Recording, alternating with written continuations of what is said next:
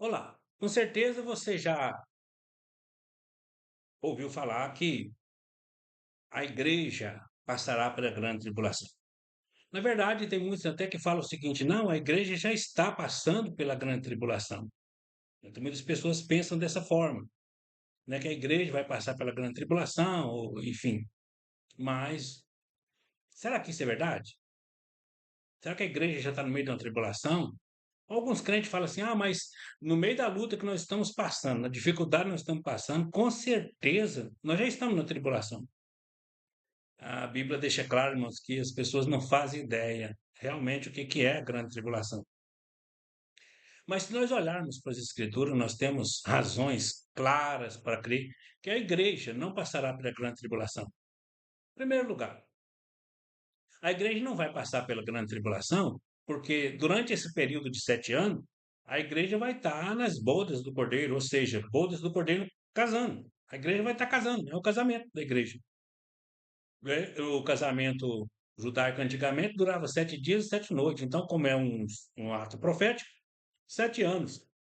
Então, a igreja vai estar passando pelo casamento, estará casando.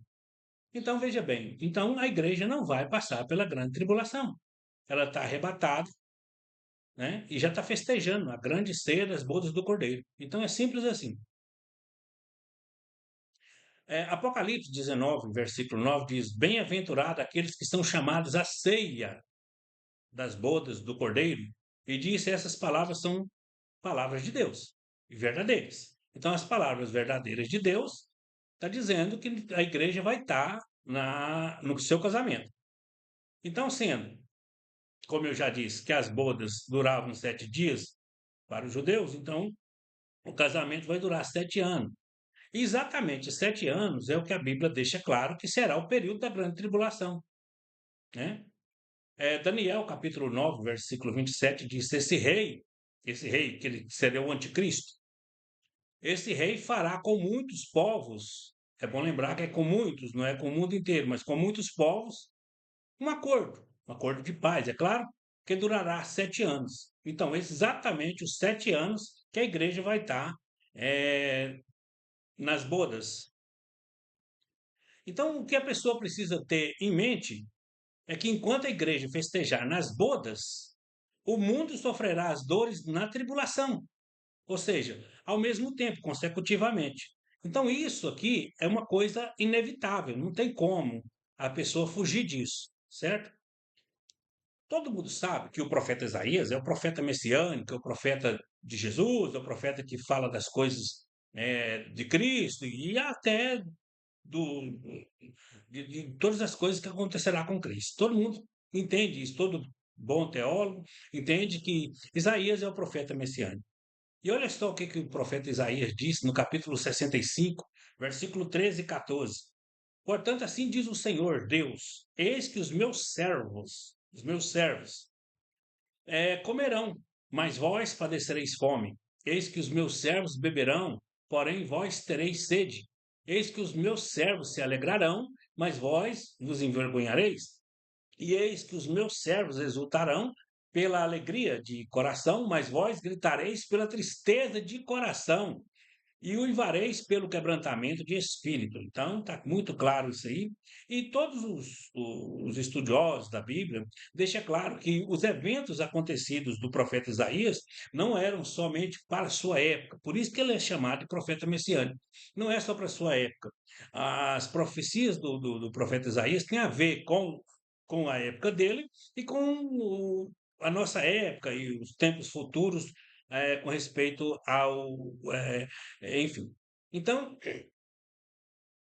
você observa isso também no capítulo de Isaías ainda, 21:12, fala sobre essas coisas, né? Inclusive lá em Isaías 21:12, está falando de Dumá. Dumá era uma região, uma cidade, enfim. E Deus resolveu colocar um peso sobre Dumá, certo? E todos as pessoas que estudam a profecia, eles sabem que o peso de Dumá também estava relacionado aos eventos futuros do fim dos tempos. Então, é, no peso de Dumá, alguém chega debaixo do atalaia, o atalaia está lá em cima do muro, e alguém chega debaixo e pergunta, ô guarda, que hora nós estamos da noite? Aí pergunta, guarda, pergunta de novo, que hora que nós estamos da noite? E o guarda responde uma pergunta bem assim, vamos dizer, enigmática. Ele responde, olha, tá vindo, respondeu o guarda, vem amanhã e também à noite. Então, naquela época, estava vindo uma manhã para o povo de Deus e uma noite de terror para os ímpios, os inimigos do povo de Deus. É o caos de peso de Dumá. Então, é a mesma coisa que vai acontecer na época da tribulação. Vai vir uma manhã de vitória para o povo de Deus que vai estar na glória com o Senhor, e vai vir uma noite de terror para os ímpios, que, enfim. Então, é isso. Então, vai vir uma noite terrível para os infiéis, né? Então, aí o povo pensa assim, e o guarda? O que tem a ver guarda? Ora, o guarda, Salmo 121, 4, mostra claramente que o guarda de Israel é Jesus, certo? Então, quem está respondendo ali, tipologicamente, em Isaías, no peso de domar, o guarda ali tipifica o quê? Na tipologia, tipifica Jesus, que é o guarda de Israel. Então, é como se alguém estivesse perguntando para Jesus, que hora que você vier? Que hora que você vai voltar? O que está vindo? O que está vindo aí? Que hora que nós estamos no relógio aí do calendário profético? Então, é como se Jesus estivesse dizendo, está vindo uma manhã de vitória para o povo de Deus e uma noite de terror para aqueles desobedientes ou que não servem ao Senhor. Então, por isso, e vários outros motivos, nós entendemos que a igreja não passará pela grande tribulação. Até porque a Bíblia diz claramente que Jesus livrará a sua igreja da ira, da tribulação, né? Primeira de Tessalonicenses, no capítulo 1, versículo 10, diz o seguinte: E esperar dos céus o seu Filho, a quem ressuscitou dentre os mortos, a saber, Jesus, que nos livra da ira futura. Então, quem nos livra da ira futura? Ah, mas está falando de outra coisa, da ira futura. Que ira é essa? Olha, se você lê os livros proféticos de Sofonias, 1:7, versículo 8 também, 14, 18, capítulo 2 de Sofonias, 2, versículo 2 e versículo 3, também está falando. Ali eles mostram que a grande tribulação é também chamado de a grande ira, o dia da ira. Então está falando, a grande tribulação é ira. E então a Bíblia fala muito claro que nós seremos livrados da ira. Paulo falou isso. Paulo ele falou, né?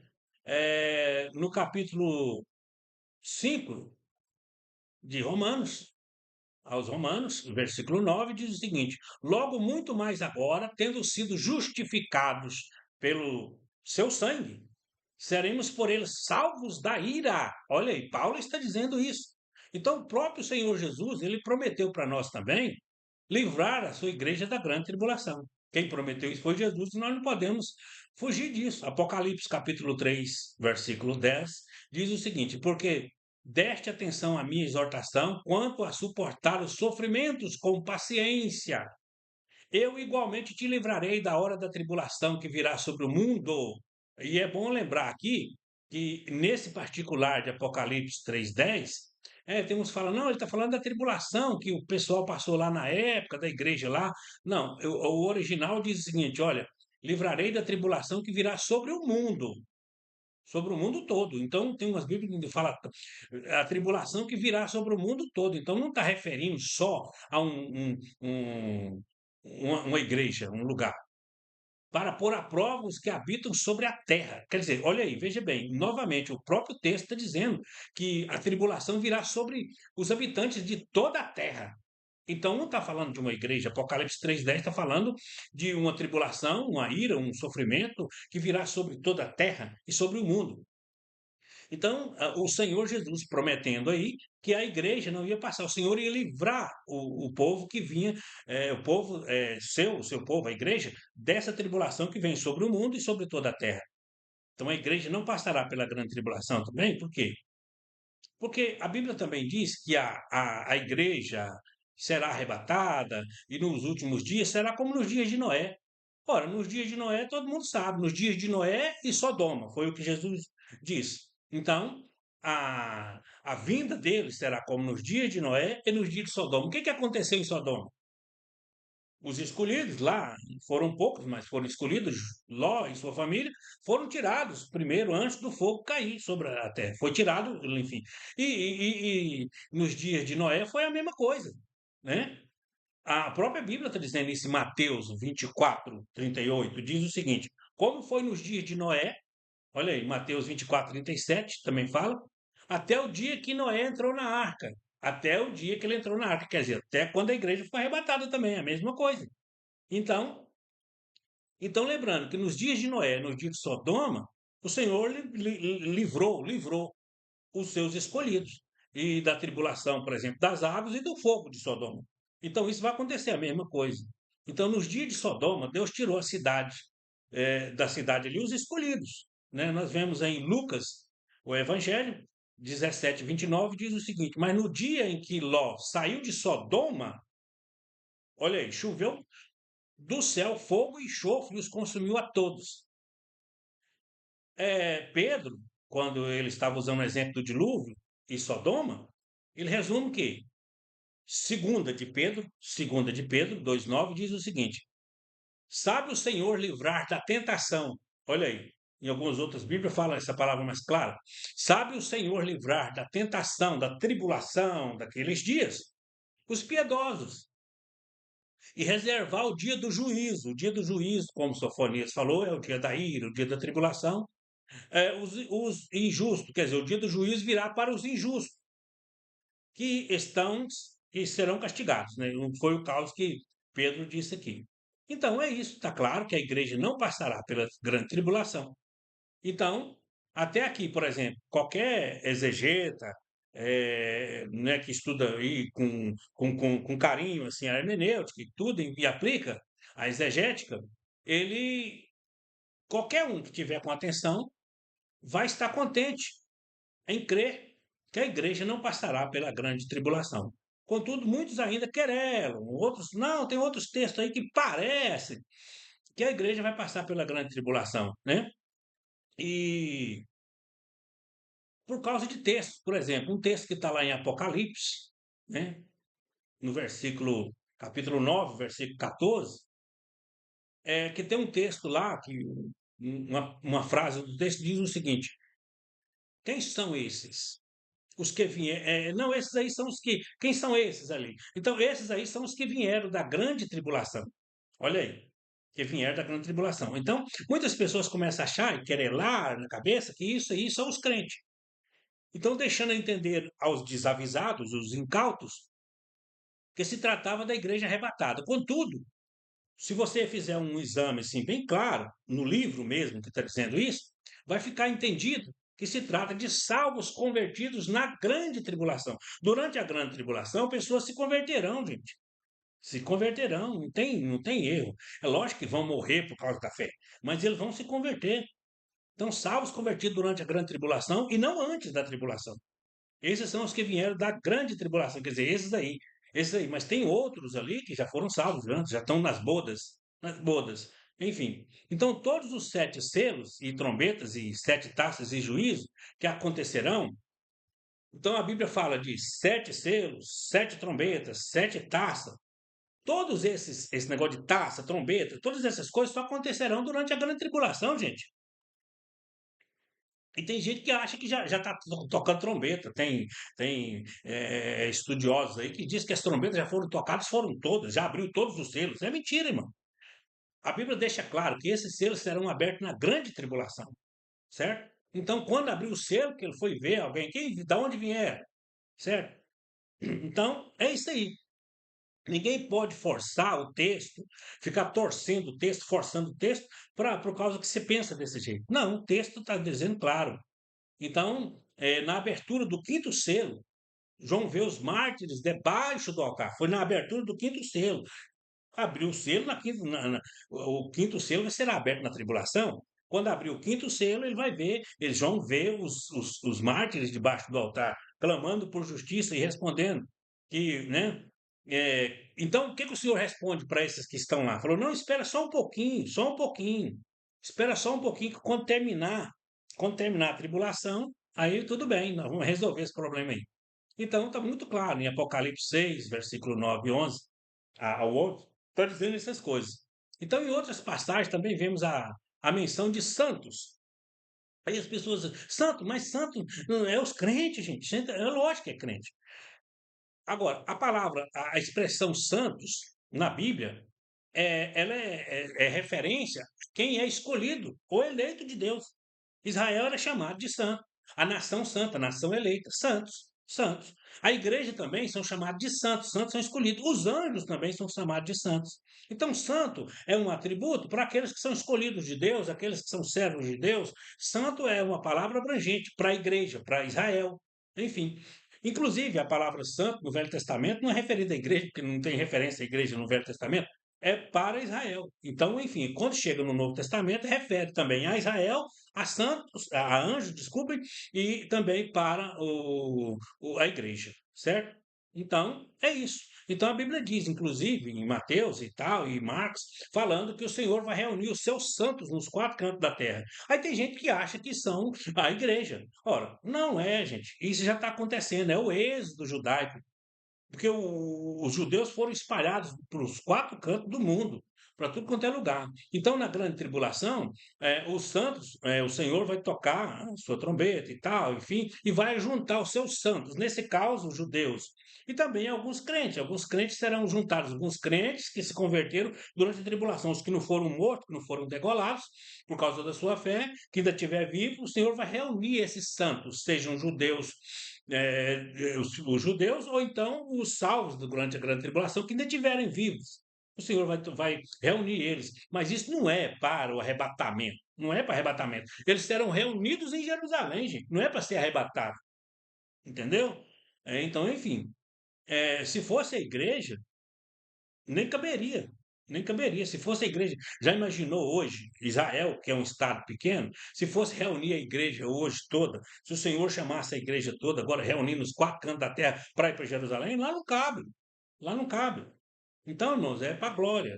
Nós vamos para, enfim. Então, é, quando a Bíblia fala de servo de Deus, seja judeu, seja gentil e até anjo, esses servos são chamados de santos, né? Então, por causa do termo santo, muitas pessoas acham que está falando da igreja, por isso que a igreja vai ser arrebatada depois da tribulação, que não é verdade. Então, na vinda de Jesus virão com eles os seus santos também, que são a igreja. A igreja está voltando para a terra para reinar com ele. Por isso que as coroa. Coroa é para reinar, mas isso é uma outra história quando nós vamos falar o que, que significa coroa, para que é coroa. Coroa é uma questão política, vamos dizer assim, né? Mas vamos falar noutra palavra, no outro vídeo. Então nós temos ali os santos descendo novamente. São anjos, são santos, e a igreja voltando, descendo.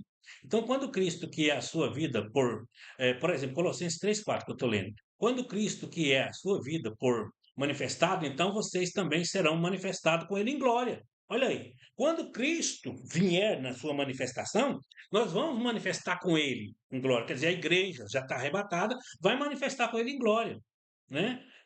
E Mateus 26:17 diz: Pois o filho do homem virá na glória de seu Pai com seus anjos. Olha aí, com seus anjos.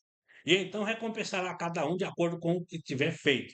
Certo? Ele virá na sua glória com seus anjos. Em alguns lugares fala com seus santos e os seus anjos. E enfim. Então, os pós-tribulacionistas, eles têm dificuldade de crer que os anjos e igrejas virão junto. Eles vão vir junto com Jesus. E mesmo que as escrituras dizem, né? Então, se a igreja virar junto com Jesus, significa claramente que foram arrebatados antes da tribulação. E isso é um fato inquestionável. Então é isso aí, né? Vocês perceberam que não tem como refutar isso aqui. Jesus vai livrar o seu povo da grande tribulação. A igreja não passará pela grande tribulação. Louvado seja ele por isso, né? Então, alegrem-se com o Senhor e fiquem na paz do Senhor, lembrando que a igreja não passará por essa grande tribulação. Na verdade, a igreja está passando por tribulações dessa vida, mas não a grande tribulação, porque dessa o Senhor nos livrará. Deus abençoe. Amém.